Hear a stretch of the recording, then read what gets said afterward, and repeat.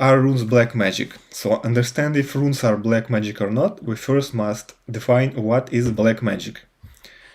And I will tell you how I understand this question, because there are very many definitions of what is black magic, what is white magic, there's gray magic, there's rainbow magic, so people can come up with different ideas.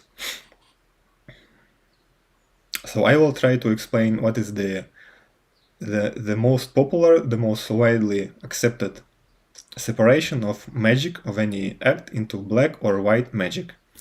So black magic, people some say it is like an evil magic. It's when you use magic to invoke changes into somebody's reality without their permission. Basically, you try to force someone to do something that you want without caring whether they agree to it, whether you want it or not, and even without telling. So this is black magic. So a very common example of black magic is love binding. When a person, for example, is suffering, they want they're like obsessed in love with one person, and they want this person to love them back, and they try to force them to some kind of a, put some kind of a effect on their mind to make them a slave or some sort. That's very bad. Even as they say, a light and white love binding, there's no such thing as a white love binding.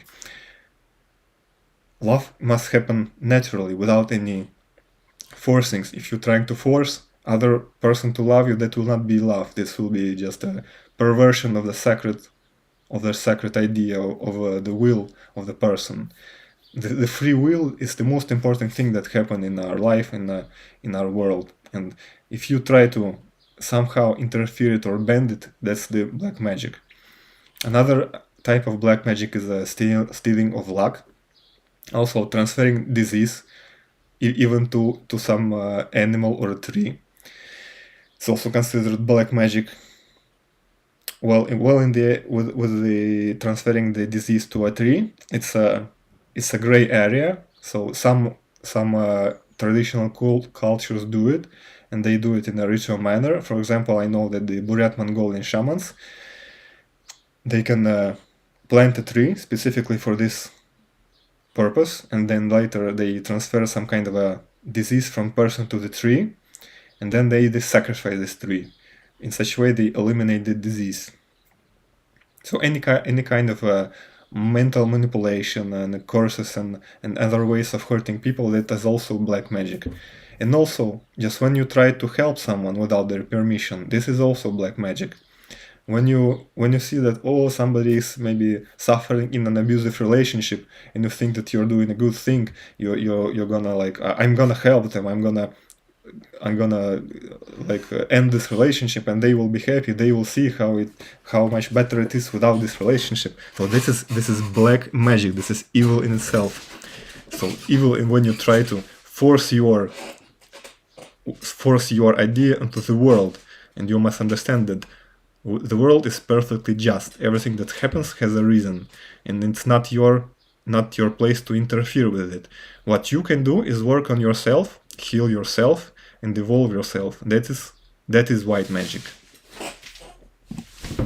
So now, are runes black magic? So runes are not good or evil. Runes are just a magical alphabet. They are neutral. Runes are just a tool.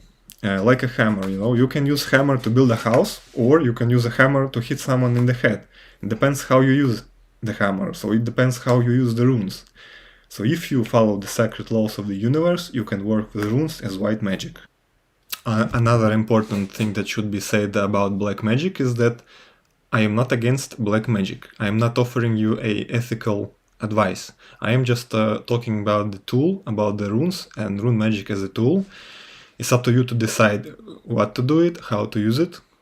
It's your decision what to do with your life and where to invest your life energy. If you think you should do it, it's only you decide should you do it or not. I'm not putting any rules on this. I'm just offering my experience and how I see this process. We will also talk about doing black magic a little bit later.